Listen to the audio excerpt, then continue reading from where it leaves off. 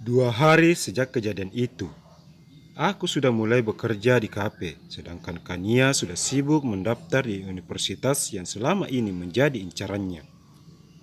Sangat gampang baginya untuk masuk ke universitas itu, karena kuasa dari ayahnya. Sedangkan aku baru mulai berjuang untuk mengumpulkan sedikit demi sedikit uang untuk bisa mengejar ketertinggalanku. Tapi aku yakin tahun depan aku juga bisa masuk ke universitas yang sama dengan Kania.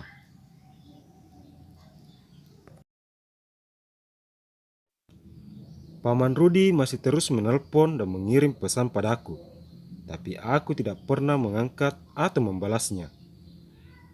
Dona sayang, aku tahu kamu pasti marah padaku, dan aku akui itu. Di sini aku yang salah.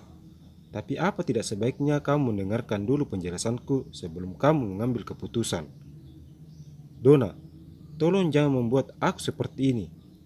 Aku benar-benar merindukanmu sayang. Begitulah pesan paman muncul di layar handphoneku. Bahkan itu terjadi tiap aku bangun pagi.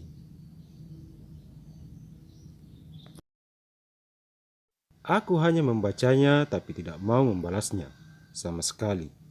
Bagiku, Paman Rudi adalah masa lalu, walau sebenarnya hati ini juga merindukannya. 3 tahun kebersamaan kami tidak mungkin langsung hilang begitu saja. Hari pertama aku bekerja di kafe ini dan ditugaskan mengantar makanan bagi tamu yang datang. Kami ada 3 orang yang melakukan itu, sedangkan yang lain bertugas di bagian lain, mengambil piring dan membersihkannya.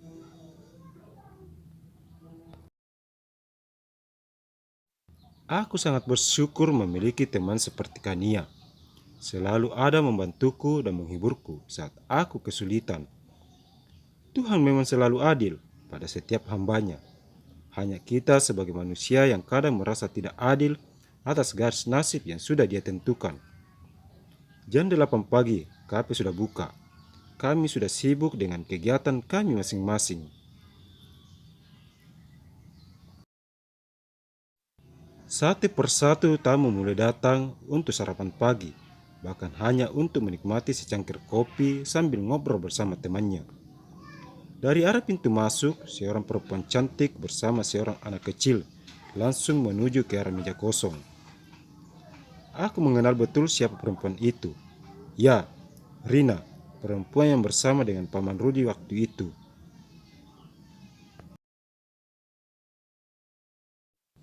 Dona, kenapa hanya diam?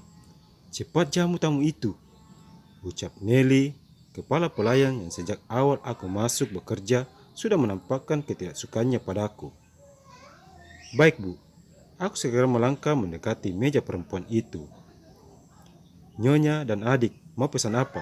Silakan dipilih menunya biar nanti kami menyiapkan untuk Anda, ucapku sambil memberi senyum termanis pada mereka.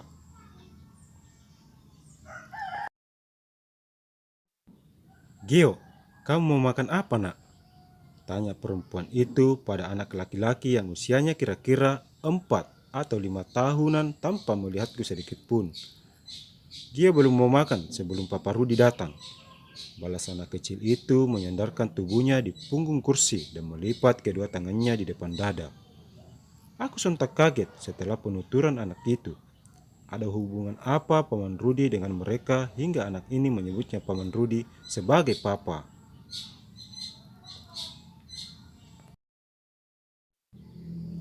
Tenang saja, Papa Rudi sebentar lagi tiba. Jadi, sebelum papamu itu tiba, kamu pesan dulu makanan kesukaanmu. Dan mama akan pesankan makanan dan minuman kesukaan Papa Rudi ya. Bujuk perempuan itu pada putranya. Benarkah? Papa Rudi akan datang menemui kita? Balas anak itu dengan antusias. Benar, Papa Rudi kan sangat menyayangi mama dan Geo.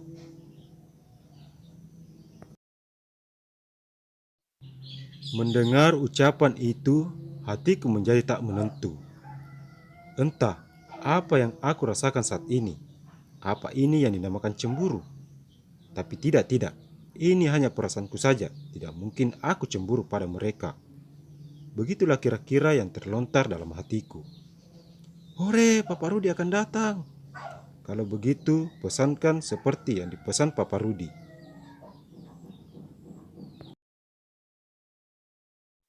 Anak pintar, kamu memang mirip Papa Rudi. Tidak salah kiranya bila kamu dan Mama memilihnya sebagai pelindung kita nantinya. Perempuan itu pun mulai mencatat pesanan mereka di atas kertas kecil. Ada sekitar 5 menit dia melakukannya hingga menyerahkannya padaku tanpa sedikit pun menoleh.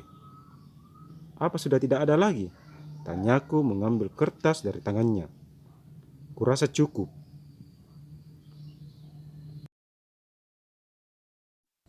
Baiklah kalau begitu. Tunggu sebentar. Kami akan menyiapkannya untuk Anda. Belum juga aku berbalik badan, kembali perempuan itu memanggilku. Hai, kamu, tunggu sebentar. Iya, apa masih ada pesanan Anda? Biar aku mencatatnya. Bukankah kamu yang kemarin bertemu dengan kami? Kemanakan Anti bukan? Tanyanya sedikit menggeser posisi duduknya. Benar sekali, saya orangnya. Jadi kamu bekerja di tempat ini? Iya, balasku singkat karena mendengar nada bicaranya sepertinya kurang bersahabat.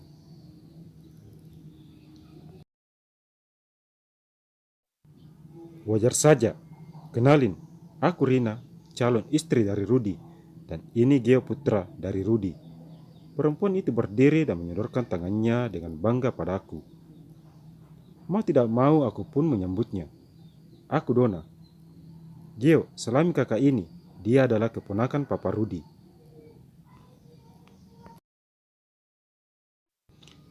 Jadi dia kakak Geo dong. Kakak cantik, nama saya Geo. Kakak sendiri siapa? Aku Dona, senang berkenalan dengan anak ganteng sepertimu. Balasku menyambut uluran tangan Geo lalu mengelus lembut rambut hitamnya. Geo juga senang memiliki kakak sepertimu. Apa tidak sebaiknya kakak duduk bersama kami sambil menunggu kedatangan Papa Rudi? Betul kata Geo, pasti sangat menyenangkan. Kamu bisa melihat keakraban kami bertiga. Ucap Rina tersenyum lepas. Aku sangat yakin ada makna yang tersirat dari senyumannya itu. Terima kasih banyak, tapi saat ini aku sedang sibuk. Banyak tamu yang harus kami jamu dengan baik. Jadi kapan-kapan saja. Kakak janji ya, kapan-kapan kakak bisa bermain denganku. Balas Geo sedikit murung, tapi dia mencoba tersenyum padaku. Aku pun mengangguk pelan dan melangkah menuju ke arah dapur kafe. Ya Tuhanku, tabahkan hatiku menghadapi semua ini. Aku harus bisa dan merelakan semuanya. Amin. Sambil menunggu para koki menyiapkan hidangan dan pesanan untuk Rina dan putranya, aku mengeluarkan handphoneku dari dalam saku celanaku. Masih seperti yang lalu-lalu, pesan singkat dari Paman Rudi masih menghiasi layar handphoneku. Sayang, aku sangat merindukanmu. Kiranya berilah waktu sesaat padaku untuk berbincang denganmu. Aku sudah tidak tahan bila kamu melakukan ini padaku. Mendiamiku tanpa mau mendengarkan penjelasanku terlebih dulu. Aku mohon sayang, aku benar-benar merindukanmu. Salam dari calon suamimu dan ayah dari anak-anak kita kelak. Terkadang aku pun sering tersenyum bila Paman Rudi mengirim pesan singkat padaku yang dipenuhi dengan sanjungan, tapi hal itu tidak berlangsung lama karena bayang-bayangan pertemuan kami waktu itu di hotel membuat semuanya sirna sekejap mata. Tidak, tidak, aku harus melupakannya. Ini tidak baik untukku dan juga keluargaku. Kuhapus semua pesan singkat yang dikirim Paman Rudi untukku. Dona, pesanannya sudah siap. Kamu boleh mengantarnya sekarang. Ucap Pak Tony kepala koki yang sudah menyusun hidangan dengan rapi di atas gerobak dorong. Baik Pak, kumasukkan kembali handphoneku ke dalam saku celana dan mulai mendorong gerobak kecil itu keluar dari dalam dapur.